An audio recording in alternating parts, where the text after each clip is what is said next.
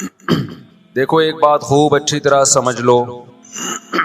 इस्लाम 1400 साल पहले मुकम्मल हो चुका है। किसी वाक़ये की वजह से इस्लाम को तब्दील नहीं किया जाता, बल्कि इस्लाम की रोशनी में उस वाक़ये के जो तकाज़े हैं उन पर अमल किया जाता है। हमारे यहाँ हो ये रहा है, वाक़यात की बुनियाद पे मसाइल निकाले जा रहे हैं। 10 मुहर्रम का दिन सैयदना हुसैन इब्न अली रज़ी अल्लाह अन्हु की शहादत से पहले भी अजीम था, और सैयदना हुसैन इब्न अली रज़ी अल्लाह अन्हु की शहादत के बाद भी अजीम दिन है। आज आपने एक नारा बहुत सुना होगा कि जी इस्लाम में फ़िरक़ावारियत नहीं है, हम किसी फ़िरक़े से नहीं हैं।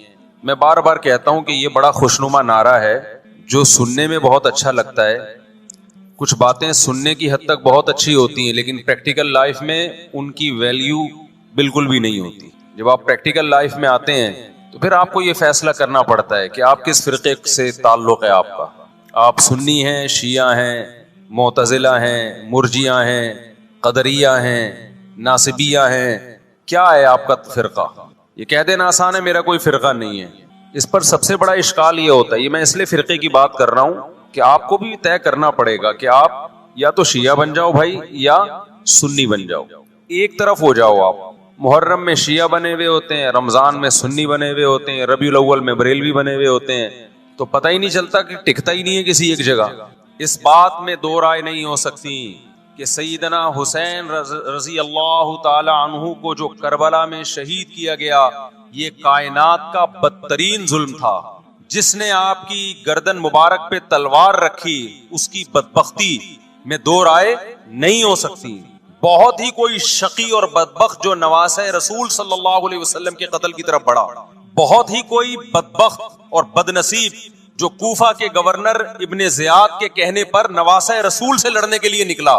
जो इस जुल्म को जुल्म नहीं मानता, वो भी अपने आप को जहन्नम में जाने के लिए तैयार कर रहा है। फिर करबला में एक बड़ा जुल्म यह हुआ कि सिर्फ सैयदना हुसैन इब्ने अली को शहीद नहीं किया गया, आपके साथ जितने मर्द थे सबको शहीद कर दिया गया। लेकिन हमें पैगंबर सल्लल्लाहु अलैहि वसल्लम और सहाबा की सीरत में क्या मिलता है, मैं एक आयत से आपको समझाता हूँ।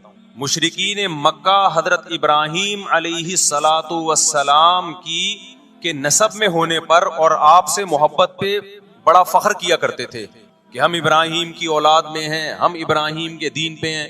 अल्लाह ने क्या फरमाया रसूलुल्लाह सल्लल्लाहु अलैहि वसल्लम से कि इन्ना औलन नासी बि इब्राहीम लल्लज़ीना तबऊहु, ए नबी आप इनसे कह दीजिए इब्राहीम से मोहब्बत के खाली पीली के दावे मकबूल नहीं है। इब्राहीम के ज्यादा हकदार वो हैं जो इब्राहीम अलैहिस्सलाम की इत्तिबा करते हैं, और ये पैगंबर और सहाबा ये इब्राहीम अलैहिस्सलाम के दीन को फॉलो करते हैं, और तुम इब्राहीम के दीन को फॉलो नहीं कर रहे, उनसे मोहब्बत के दावेदार हो। तो खाली मोहब्बत के दावेदारी अल्लाह के यहाँ मकबूल नहीं है। अल्लाह के यहाँ वो मोहब्बत की दावे मकबूल है जिसमें आप महबूब को फॉलो कर रहे हो। सैयदना हुसैन इब्ने अली रज़ी अल्लाह ताला अन्हु जो जन्नत के जवानों के सरदार हैं, आपसे मोहब्बत का दावा उस वक्त मकबूल होगा जब आप सैयदना हुसैन की सीरत को फॉलो करेंगे। रोना पीटना मातम करना ये सैयदना हुसैन और अहले बैत की सीरत नहीं है। सब्र करना, जालिम के सामने डट जाना, जान के खौफ से अपनी पॉलिसियों से पीछे ना हटना, ये सैयदना हुसैन इब्ने अली रज़ी अल्लाह अन्हु की सीरत है जो आज हमें कहीं भी नजर नहीं आती। तो हमने भाई देखना है सहाबा का तर्ज अमल क्या था। आप बताओ, सहाबा को सैयदना हुसैन से मोहब्बत थी या नहीं थी? क्या गम का पहाड़ टूटा होगा जब इत्तला मिली होगी कि सैयदना हुसैन इब्ने अली और आपके असहाब और अहले बैत को सबको करबला में शहीद कर दिया गया है। क्या क़यामत गुजरी होगी। कूफा से एक शख्स आया ना, अब्दुल्ला बिन उमर से पूछने लगा जू मारने पर दम का मसला। उन्होंने फरमाया तुमने पैगंबर के नवासे को कत्ल कर दिया और मसला ये पूछ रहे हो कि जू मारने पर दम आएगा कि नहीं आएगा। एक तरफ तुमने पैगंबर के नवासे को कत्ल कर दिया करबला में, और अब हमसे आके मसला पूछते हो जू मारना जायज है या नहीं है। सहाबा के यहाँ ये गम कम गम नहीं था।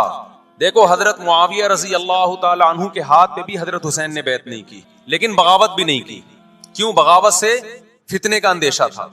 हजरत हसन जो हजरत हुसैन के बड़े भाई थे, उन्होंने सैयदना मुआविया रज़ी अल्लाह ताला अन्हु के हाथ पे बैत की और इस इख्तलाफ को हमेशा के लिए अपने अपनी कोशिश के मुताबिक हमेशा के लिए खत्म कर दिया। खत्म हुआ नहीं हुआ एक अलग बहस है, लेकिन हजरत हसन का मकसद क्या था कि मुसलमानों की दो जमातों को मैं आपस में लड़ता हुआ नहीं देख सकता। लोगों ने कहा आप खिलाफत के हकदार हैं, आपने फरमाया मैं दस्तबरदार होता हूं सैयदना मुआविया के हक में। हजरत हसन बैत हो गए हजरत मुआविया से और ये इख्तलाफ को क्या कर दिया, खत्म। हजरत हुसैन बैत नहीं हुए, लेकिन हजरत हुसैन ने बगावत भी नहीं की। हर एक की अपनी राय थी, हजरत हसन की अपनी राय थी। उनका ख्याल था कि बैत होना मुसलमानों के लिए ज्यादा मुफीद है, एक पावरफुल हुकूमत होगी, एक ताकतवर रियासत होगी, वरना लड़ते रहेंगे आपस में। हजरत हुसैन का मौकिफ ये था कि मैं बगावत तो नहीं करूंगा लेकिन बैत भी नहीं होऊंगा, क्योंकि अगर बैत हो गया तो इससे जो खुलफाए राशिदीन के दौर में जो खलीफा की सिलेक्शन का तरीका था वो तरीका खत्म हो जाएगा। तो मैं अगर उस तरीके को नहीं ला सकता तो उसके खिलाफ को प्रमोट भी ना करूं मैं। ये भी एक राय थी। मैं समझा पा रहा हूं अपनी बात? भाई राय का इख्तलाफ होता है ना। नबी सल्लल्लाहु अलैहि वसल्लम ने फरमाया इज़ा इज्तहदल मुज्तहिद फइन असाबा फलहु अजरान व इन अख्ता फलहु अजरुन वाहिदुन। जब कोई मुज्तहिद अल्लाह की रिजा को सामने रख के इज्तिहाद करता है, सही और गलत का फैसला करने बैठता है, राय यानी उसका मकसद अल्लाह की रिजा हो, तो अगर वो दुरुस्त नतीजे पे पहुंचे तो 2 सवाब, गलत नतीजे पे पहुंचे तो भी 1 नेकी उसको मिलती है, इसलिए कि उसके बस में जो खैर ख्वाही का के लिए जो था वो उसने कर दिया। राय का इख्तलाफ होता है। तो हजरत हसन रजी अल्लाह तआला अन्हु बैत हुए हजरत मुआविया के हाथ पे। सैयदना हुसैन ना बैत हुए और ना आपने बगावत की, खामोशी इख्तियार की। हजरत मुआविया रजी अल्लाह तआला अन्हु ने सैयदना हुसैन को तलवार की जोर से बैत पर मजबूर नहीं किया, बल्कि नवासे रसूल का ख्याल किया और वसीयत भी की लोगों को। लेकिन जब हजरत मुआविया के बाद यजीद जानशीन हुआ, उसकी सबसे बड़ी गलती ये थी कि उसने नवासे रसूल सल्लल्लाहु अलैहि वसल्लम और आपके साथ जो चंद अहले बैत और चंद सहाबा थे, उस वक्त भी हजरत हुसैन न्यूट्रल थे। ना हजरत हुसैन ने बगावत का इरादा किया और ना बैत करने का इरादा किया। यजीद इब्ने मुआविया को चाहिए था कि सैयदना हुसैन रजी अल्लाह अन्हु को अपने हाल पे छोड़ देता, अपने वालिद की तरह। हजरत हुसैन रजी अल्लाह तआला अन्हु को जब कूफा से खुतूत आए, ये मैं वजाहत इसलिए कर रहा हूं कि हजरत हुसैन बगावत के लिए नहीं निकले थे, इस मुसलमान हाकिम के खिलाफ बगावत के लिए नहीं निकले थे, क्योंकि रसूलुल्लाह सल्लल्लाहु अलैहि वसल्लम की बहुत सारी सही हदीस है इस बारे में कि जो बागी है, जो रियासत के खिलाफ बगावत करता है, उसको नबी सल्लल्लाहु अलैहि वसल्लम ने इस अमल को पसंद नहीं किया। तो हजरत हुसैन रजी अल्लाह तआला अन्हु को कूफा से खुतूत आए कि यहाँ सारे के सारे लोग आपके हाथ पे बैत करने के लिए तैयार हैं। जाहिर है जब किसी इलाके के लोग दारुल खिलाफा हो और सब बैत होने के लिए तैयार हो, तो फिर आपका जाना ये बगावत का अमल नहीं कहलाता। हजरत हुसैन रजी अल्लाह तआला अन्हु अहले बैत के साथ निकले। करबला में जब पहुंचे, मशहूर वाक़या आप 20वीं दफा सुन चुके हैं, वहां जाके आपको इत्तला हुई कि वो खबर गलत थी और उबैदुल्लाह बिन ज़ियाद ने एक पूरा लश्कर भेजा सैयदना हुसैन रजी अल्लाह तआला अन्हु को मजबूर करने के लिए कि मेरे हाथ पे आप जबरदस्ती बैत हो जाए। हजरत हुसैन रजी अल्लाह तआला अन्हु ने मुतालबे रखे कि या तो मुझे वापस जाने दिया जाए और अगर बैत करना ही है तो मैं दिमिश्क में अमीर के हाथ पे जाके बैत करूंगा। बहुत माकूल मुतालबे थे ये। मेरा मकसद अभी करबला का वाकया बयान करना नहीं है, इस पे बहुत कुछ कहा जा चुका है, खुद मेरा भी बयान इस पे तफसील से हो चुका है। इसके बाद भी सैयदना हुसैन रजी अल्लाह तआला अन्हु को मजबूर करना कि उबैदुल्लाह बिन ज़ियाद जो बदबख्त इंसान, जो कातिल था अहले बैत का, उसी के हाथ पे लाजमी बैत हो, जबकि वो अमीर भी नहीं है, वो गवर्नर है एक इलाके का। तो नवासे रसूल का ख्याल ना करना ये बदतरीन जुल्म था जो उस वक्त हुकूमत से हुआ है। हजरत हुसैन रजी अल्लाह तआला अन्हु, देखो नबी सल्लल्लाहु, आज हम देखते हैं कि जो बड़ा आदमी होता है ना, उसकी कुर्बानियां होती हैं, उसकी बड़ी बड़ी कुर्बानियां होती हैं। छोटे अपने बड़ों की कुर्बानियों को कैश कराते हैं। आपने देखा होगा फलां ने बड़ी कुर्बानियां दी और बच्चे मौज कर रहे हैं, देखा ना आपने। लेकिन अल्लाह ताला ने रसूलुल्लाह सल्लल्लाहु अलैहि वसल्लम के नसब को इससे महफूज किया। हमारे नबी के 2 बेटे हसन हुसैन, आपकी नस्ल हजरत फातिमा से चली है, दोनों शहीद हुए हैं। इसमें बहुत बड़ी हिकमत थी कि पैगंबर सल्लल्लाहु अलैहि वसल्लम ने सबसे पहले तरबियत अपने घर वालों की है। आज लोग बाहर फंटर बने हुए होते हैं, तबलीगें कर रहे होते हैं, अपने घर की उनको परवाह नहीं होती। नबी सल्लल्लाहु अलैहि वसल्लम ने सबसे पहले जो तरबियत की है, किसकी की है? हजरत हसन और हुसैन की है। तो जब करबला में आपको चारों तरफ से घेर लिया गया और आपको मजबूर किया गया कि आपने इब्ने ज़ियाद के हाथ पे बैत करना है, तो आपने इस जिल्लत को गले लगाने से इनकार कर दिया। आपको 100% यकीन था कि इतने बड़े लश्कर के सामने मैं ठहर नहीं सकता, असबाब की दुनिया में फतह की उम्मीद नहीं है। लेकिन हजरत हुसैन रजी अल्लाह ताला अन्हु ने लड़ने का फैसला करके और शहादत को कबूल करने का फैसला करके इब्ने ज़ियाद और उस जमाने के हुक्मरान जो इस कत्ल पे राजी थे, क़यामत तक के लिए उन पे लानत के सिलसिले का दरवाजा खोल दिया। बाज़ दफा अल्लाह भी ये चाहते हैं कि बदबख्तों को ढील मिले ताकि उनका जुर्म सनस्तद्रिजुहुम मिन हैसु ला यअलमून, कुरान कहते हैं ना, हम इनको ढील देंगे, इनको बुराई में हम आगे बढ़ने देंगे, ऐसे बढ़ने देंगे कि इनको खुद भी पता नहीं चलेगा, ताकि क़यामत के दिन इनका अजाब इनको कई गुना बढ़ा कर दिया जाए। अब मेरे भाई हमारे लिए क्या सबक मिलता है? जब ये वाकया हुआ आलम इस्लाम में कोहराम मच गया, लेकिन क्या इस वाकये के बाद अहले बैत की जो मुकद्दस और पाकीज़ा औरतें थीं, क्या उन्होंने नोहा किया या सबर किया? आपका ज़मीर क्या कहता है, उन्होंने नोहे पड़े होंगे या सबर किया होगा? बोलो भाई, सबर किया। अब्दुल्ला बिन उमर रजी अल्लाह ताला अन्हु जो कूफा वालों को मलामत किया करते थे कि तुम जू मारने के मसले हमसे पूछते हो, तुमने हुसैन का कत्ल कर दिया, तो ये हजरत इब्ने उमर ने इसीलिए कहा ना कि आपको उसका गम हुआ था। तो इब्ने उमर का अमल क्या था? क्या उन्होंने मातम किया? क्या उन्होंने छुरों से अपने आप को मारा? हजरत हुसैन का कत्ल भी जालिमाना और उससे पहले सैयदना उस्मान का कत्ल भी जालिमाना। अगर नोहा या मातम जायज है तो हजरत उस्मान की शहादत के दिन भी जायज है, हजरत हुसैन की शहादत के दिन भी जायज है। और अगर नाजायज है तो जैसे उस्मान की शहादत के दिन नाजायज, हुसैन की शहादत के दिन भी नाजायज है। समझ में आ रही है बात कि नहीं आ रही है? कुरान क्या कहता है ऐसे मौके के बारे में? तिलका उम्मतुन कद खलत लहा मा कसबत वलकुम मा कसबतुम। कुरान जब भी पुरानी उम्मतों के वाकयात बताता है, कुरान कहता है ये कौम थी जो गुजर गई, इन्होंने जो किया उसका बदला इनको मिलेगा, तुम जो करोगे उसका बदला तुम्हें मिलेगा। तो हमें अल्लाह ने इस वाक़े में भी बता दिया कि सैयदना हुसैन का वाक़या, करबला का वाक़या जब सुना करो तो ये सोचा करो ये कौम थी जो गुजर गई, जिसने अच्छा किया, हुसैन इब्ने अली ने अच्छा किया, उनको इस अच्छाई का बदला मिलेगा। और जो हजरत हुसैन के कत्ल के हाथों, कत्ल के हजरत सैयदना हुसैन के मुबारक खून से जिनके हाथ आलूदा हुए, कत्ल किया ना उन्होंने, तो लहा मा कसबत, उनको उस जुल्म का बदला भी मिलेगा। तो हमारा काम क्या है? हमने फॉलो करना है हुसैन के रास्ते को, ना कि हुसैन के नाम पे हमने मातम करने हैं। हुसैन का रास्ता क्या है जिसको हमने फॉलो करना है? अब मैं चंद चीजें आपको बताता हूं।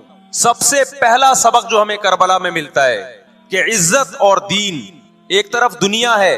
देखो, अगर हजरत हुसैन रजी अल्लाह ताला अन्हु इब्ने ज़ियाद के हाथ पे जाके बैत हो जाते, आप क्या समझते हो बेतहाशा मौल दौलत हजरत हुसैन पे खर्च नहीं करता क्या वो? जब एक बड़ा आदमी किसी के हाथ पे बैत होता है तो उसको भी तो फायदा होता है ना इससे। और क्या हजरत हुसैन को यकीन नहीं था कि करबला में मैं शहीद हो जाऊंगा? फतह और नुसरत की असबाब की दुनिया में कोई उम्मीद नहीं थी, मगर आपने अहले बैत को करबला में रुस्वा करने पर इज्जत की मौत को तरजीह दी है। आज अगर आप में ये ज़र्फ है कि आप इज्जत की मौत को जिल्लत की जिंदगी पर तरजीह देते हो, तो फिर आप हुसैनी हो। नहीं, यही बात मेरा ख्याल है समझ। सैयदना हुसैन की सखावत के वाकयात हैं। सैयदना हुसैन बागी नहीं थे रजी अल्लाह अन्हु। फिर जो अहले बैत का तर्ज अमल क्या था, मुहर्रम में क्या क्या हो रहा है मैं आपको बताता हूँ। इनमें से कोई भी अमल ना हमें कुरान से मिलता है ना सहाबा से मिलता है हमें। तो मा अना अलैहि व अस्हाबी जो जन्नती फिरका होगा उसकी जो अलामतें हैं, तो जब आप उन अलामतों के खिलाफ चलोगे, सहाबा और ताबीन को फॉलो नहीं करोगे, तो आप फिर अपने आप को सुन्नी कहना छोड़ दो। आप बताओ मुझे, इस्लाम में कोई महीना मनहूस है? बोलो ना, कोई महीना मनहूस है? तो आप मुहर्रम को मनहूस क्यों कहते हो? लोग मुझे कहते हैं मुफ्ती साहब फिरकावारियत फैला रहे हैं। देखो, फिरकावारियत जब फैला रहा हूं जब मैं किसी फिरके के खिलाफ आपको कर रहा हूं। मेरे बयान शिया लोग भी सुनते हैं, मिलते भी हैं। बहुत दफा एयरपोर्ट पे मुलाकात हुई, बड़ी इज्जत से मिले, मैं शिया हूं लेकिन आपसे मोहब्बत करता हूं। यहाँ मस्जिद में भी आते हैं, मैंने कभी किसी पे तंज नहीं किया। इसलिए मैं बार बार कहता हूं, जो शिया का मजहब है उसको करने दो। वो सबीले लगाते हैं, आप उनको मत छेड़ो, जाके तंग ना करो उनको। वो मातम करते हैं, आप उनको मत छेड़ो। वो नोहे करते हैं, वो नोहे पढ़ते हैं, आप उनको मत छेड़ो। लेकिन आप अपनी पोजीशन वाजे करो कि आप शिया हो या आप सुन्नी हो। आप तो एक तरफ हो जाओ ना। मुहर्रम में अगर आप मर्सिये लगा के घूम रहे हो गाड़ियों में, इट मीन्स आप सुन्नी नहीं हो। आप नबी सल्लल्लाहु अलैहि वसल्लम की हदीस है हमारे पास, हम अहले सुन्नत वल जमात हैं, हम सुन्नत को फॉलो करते हैं। तो सुन्नत क्या कहती है? मैयतों पे गरेबान चाक करना, मैयतों पे चीखो पुकार करके रोना, आपने फरमाया लैसा मिन्ना, वो हम में से नहीं है। और इस अमल पे आप सल्लल्लाहु अलैहि वसल्लम ने लानत फरमाई है। लोग कहते हैं हुसैन की याद में रोना नबी की सुन्नत है। नबी सल्लल्लाहु अलैहि वसल्लम को जब जिब्रील ने बताया कि हुसैन शहीद होंगे, आप रोए, इसलिए कि उस वक्त आपको ये खबर मिली थी। लेकिन क्या हर मुहर्रम में आपने रोने का प्रोग्राम किया है या सहाबा को बैठ के बाकायदा रुलाया है आपने? क्या हो गया भाई? आपको भी जब करबला का वाकया की खबर मिली, आपकी आंखों में आंसू आ जाए, ये नेचुरल है, ये हुसैन से मोहब्बत की अलामत। लेकिन हर मुहर्रम में बाकायदा बिठा के रोने का प्रोग्राम करना, ये हुसैन से मोहब्बत की अलामत नहीं है, बल्कि शरीयत में नाजायज है ये गमों को बढ़ाना। ये कहां से जायज हो गया? हजरत उस्मान भी तो शहीद हुए थे, नबी सल्लल्लाहु अलैहि वसल्लम के दामाद थे, उनकी याद में आप रोने को सुन्नत क्यों नहीं कहते? हमारी नजर में हुसैन का कत्ल भी बहुत बड़ा जुल्म और सैयदना उस्मान का कत्ल भी बहुत बड़ा जुल्म था।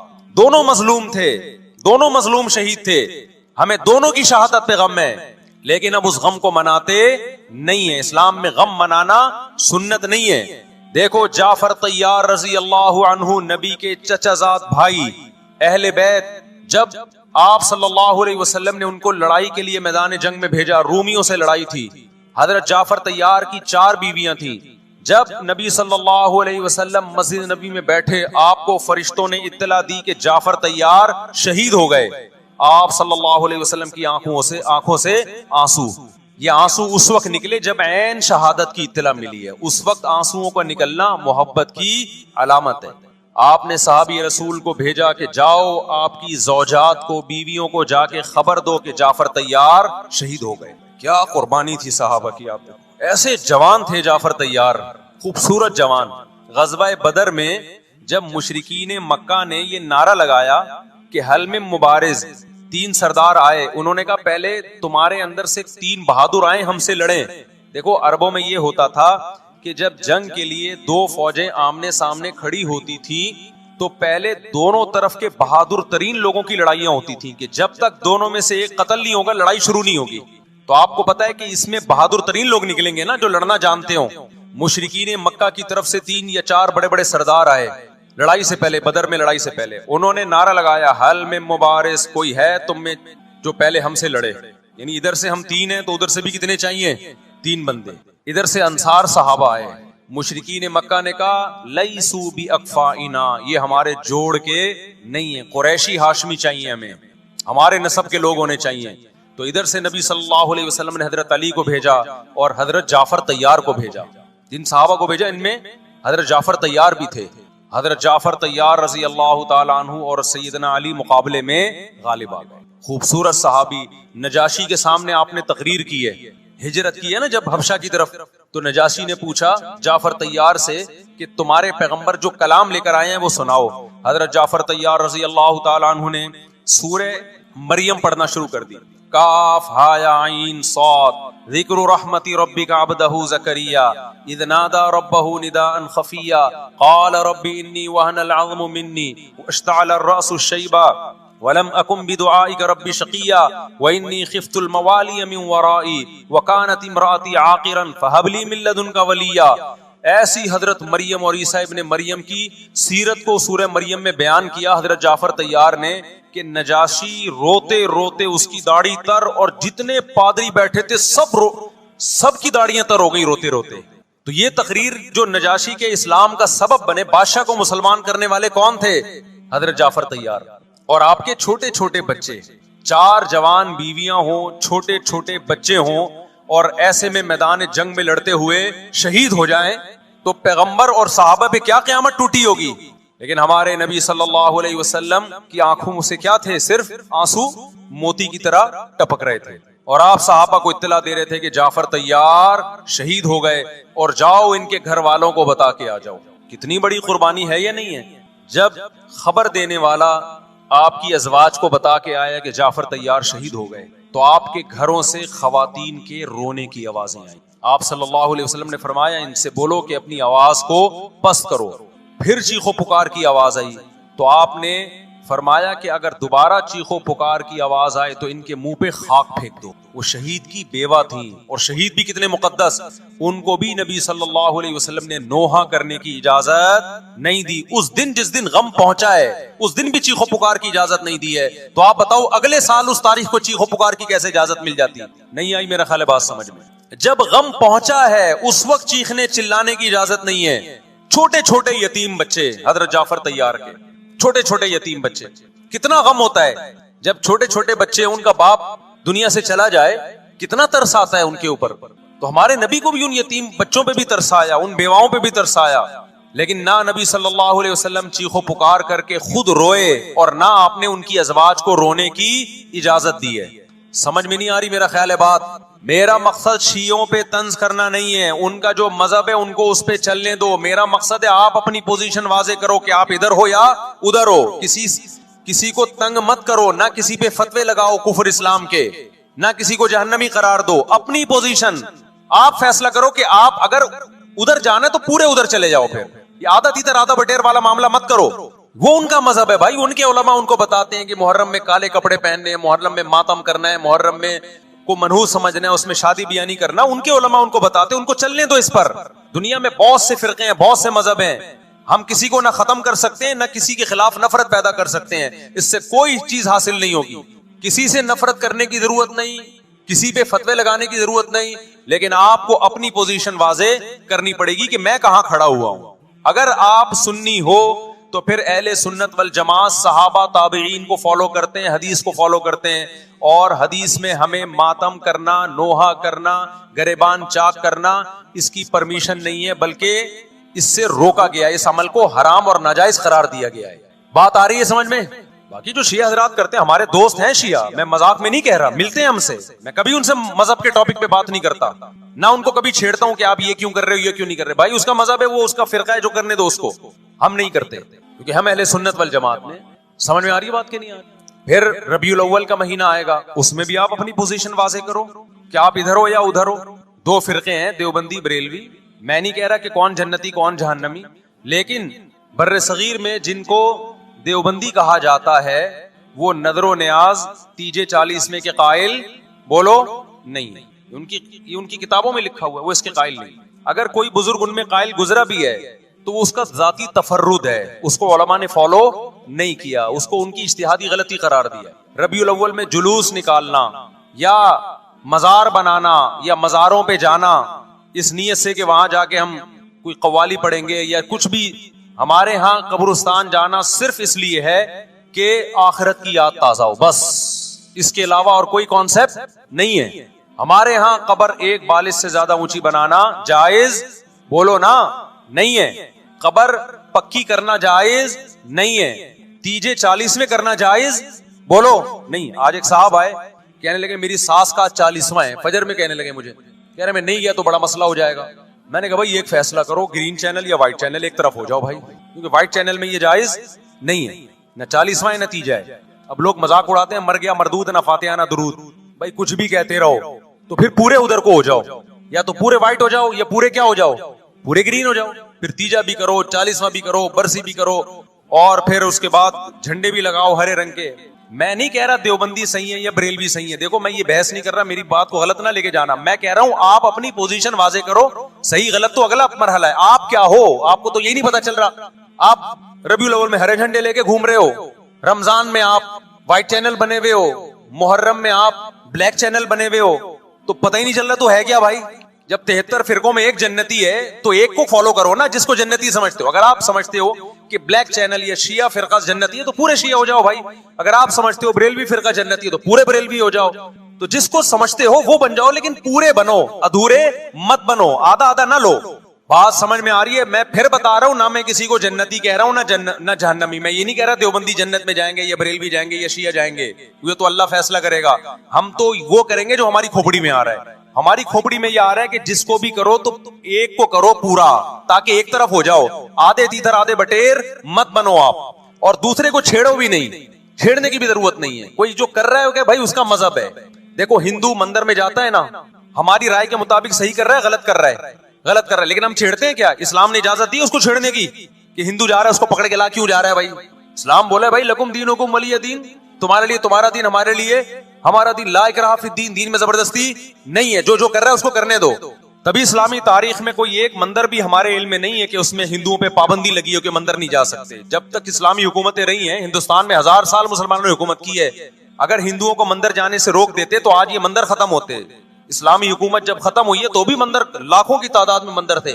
इस्लाम मस्जिद जाने का हुक्म देता है, ये चर्च जाने का। बोलो, मस्जिद चर्च जाने को गलत समझता है क्योंकि वहां गैरुल्लाह की, ईसा इब्ने मरियम की इबादत हो रही है। लेकिन क्या इस्लाम आपको परमिशन देता है कि कोई ईसाई चर्च जा रहा हो तो आप उसको रोको कि तू क्यों जा रहा है बे, मस्जिद में आ? इजाजत देता है? या इस्लाम ये कहता है कि उससे बदतमीजी शुरू कर दो आप? बोलो क्या हो गया, आपको सबक याद करा रहा हूं मैं, बदतमीजी शुरू कर दो। या इस्लाम ये इजाजत देता है कि उससे अच्छा सलूक ना करो?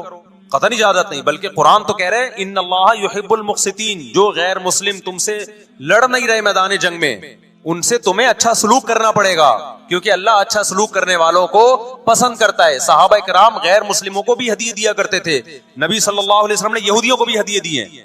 तो जो मजहब इस्लाम की तरफ मंसूब नहीं है, जब हमें उनसे अच्छे सलूक का हुक्म है, तो जो मजहब इस्लाम की तरफ मंसूब है, कतई नजर इससे कि वो इस दावे में सच्चे हैं या झूठे, ये तो बहस एक अलग है, लेकिन निस्बत किसकी तरफ कर रहे हैं? इस्लाम की तरफ। तो हमें उनसे बदतमीजी, बदसलूकी की कहां से इजाजत होगी? तो मैं नहीं कह रहा कि आप शिया बरेलवियों से दुश्मनी करना शुरू कर दो, उनकी दावतें अटेंड ना करो, उनसे कारोबार छोड़ दो, या उनको जा जाके तंग करो, क्यों सबील लगा के बैठे हो, क्यों मातम कर रहे हो, ये काम मत करो आप।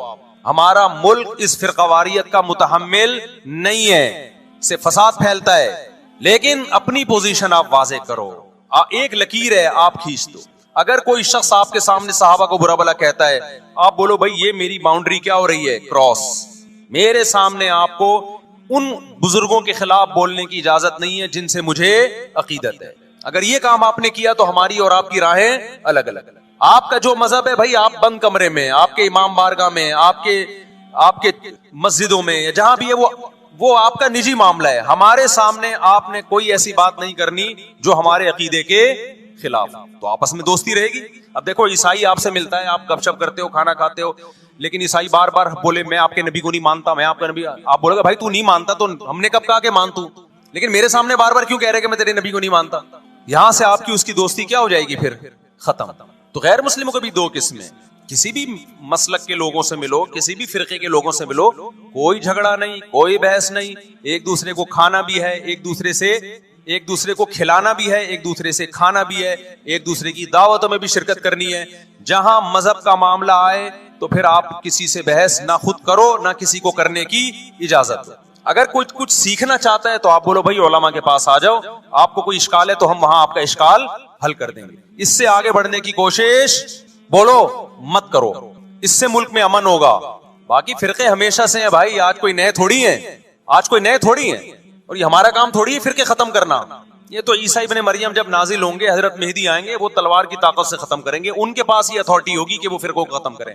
आपने ये करना है कि दूसरे के मसलक को छेड़ना नहीं है और अपना छोड़ना नहीं है। मसला आपके साथ ये हो रहा है कि दूसरे को छेड़ भी रहे हो और अपना छोड़ भी रहे हो, दोनों उल्टे काम कर रहे हो।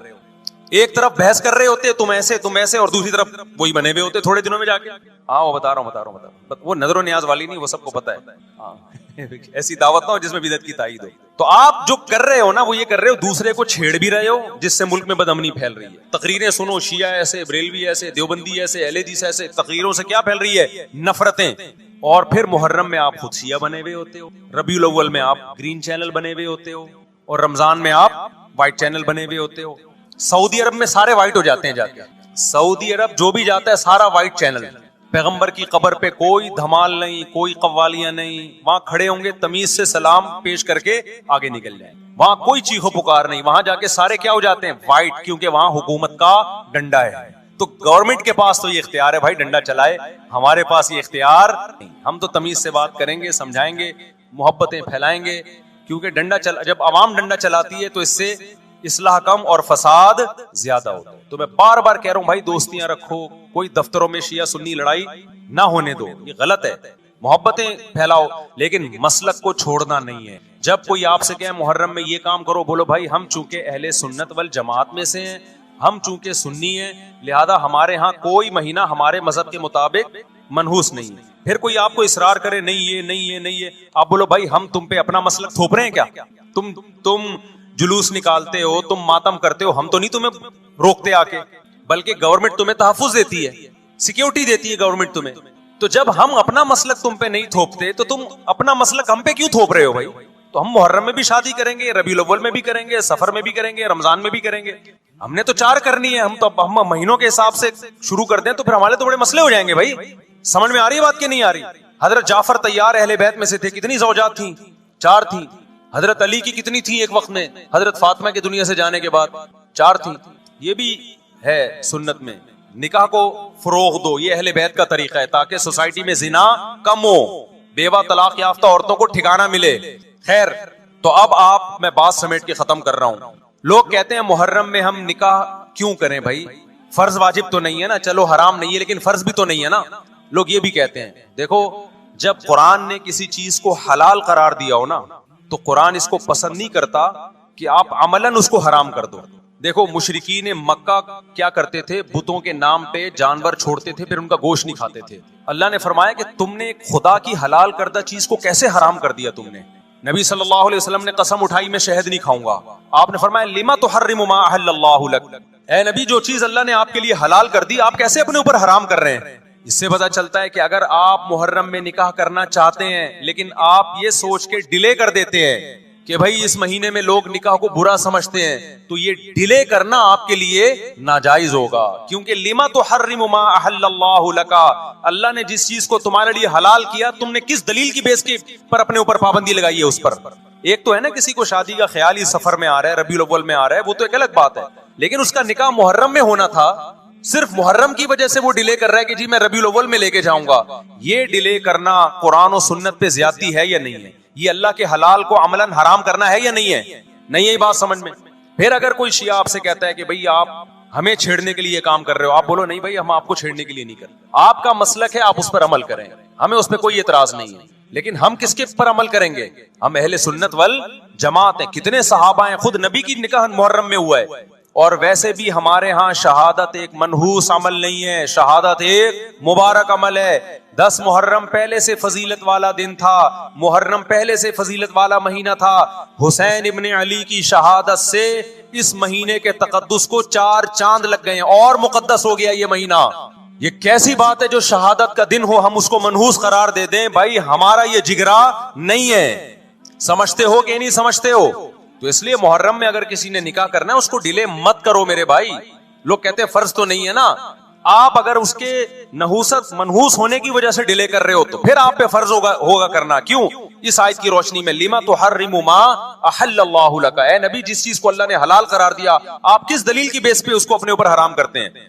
समझते हो कि नहीं समझते? तो इसी तरह ये जो बाकी काम मुहर्रम में हो रहे हैं, मरसिये सुन रहे हैं लोग, नोहे सुन रहे हैं, रक्षे वालों ने भी लगाए हुए हैं, तो भाई शिया हजरात का मसला कि उनको करने दो, आप ये अमल मत करो। अगर आप सुन्नी हो तो फिर अहले सुन्नत वल जमात के यहाँ मैयतों पे रोने के मरसिये ये जायज नहीं है, क्योंकि इससे गम बढ़ता है।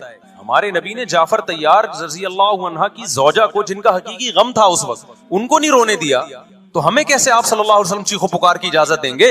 इसी तरह मुहर्रम में सबीलें लगाना, इसकी भी कोई दलील नहीं है। सैयदना हुसैन इब्ने अली तो प्यास जुल्म से शहीद हुए। वो एक तरफ आप कहते हैं वो प्यासे थे, उनको पानी नहीं मिला, दूसरी तरफ आप उस दिन में लोगों को पानी पिला रहे हैं, तो इसकी लॉजिक भी नहीं बनती कोई। इस्लाम ने 10 मुहर्रम को रोजे का दिन करार दिया, रोजा और सबील जमा नहीं हो सकते। समझते हो कि नहीं समझते? आप कह सकते हैं किसी को पानी पिलाने पर कौन पाबंदी लगा सकता है? पानी पिलाओ भाई पूरे साल, स्पेसिफिक इन दिनों में क्यों पिला रहे हैं आप? तो जो शिया हजरात है उनका मसलक है, उनको करने दें। मैं बार बार इसलिए कह रहा हूं ऐसा ना हो छेड़छाड़ शुरू कर दे जाके। पहले ही मुल्क में लड़ाइयां बहुत हो रही हैं, दोबारा एक नई जाके पता यहाँ भी सबील लगी हुई है, जाके उनको छेड़ना शुरू कर दो। सबील क्यों लगा? छेड़ने की इजाजत नहीं है किसी को, आप ना लगाएं ना पिए। बोले भाई हमारे लिए मुहर्रम ऐसा है जैसे सिर्फ दूसरे महीने होते हैं, 4 महीने मोहतरम है, मुहर्रम, रजब, ज़िलक़ादा, ज़िलहिज्जा। तो जितना ज़िलक़ादा ज़िलहिज्जा है उतना ही मुहर्रम और रजब है। तो जैसे उन महीनों में नॉर्मल रहते हो, इसी इनमें भी हमने ऐसे ही रहना है। समझते हो कि नहीं समझते हो? और हलीम की देगे मत पकाओ मुहर्रम की रातों में, हलीम खा सकते हो जब चाहो, इस खास इन दिनों में। और वैसे भी जो लोग पूरी पूरी रात हलीम के देगड़े में घोटे लगाते हैं, सुबह रोजा नहीं रखते। क्या ख्याल है जब आप पूरी रात देगड़े में घूमते रहोगे देखा नहीं, ये पूरी रात देख के अंदर घूमते रहते हैं, जैसे मौत के कुएं में नहीं बाइक चलाता बंदा,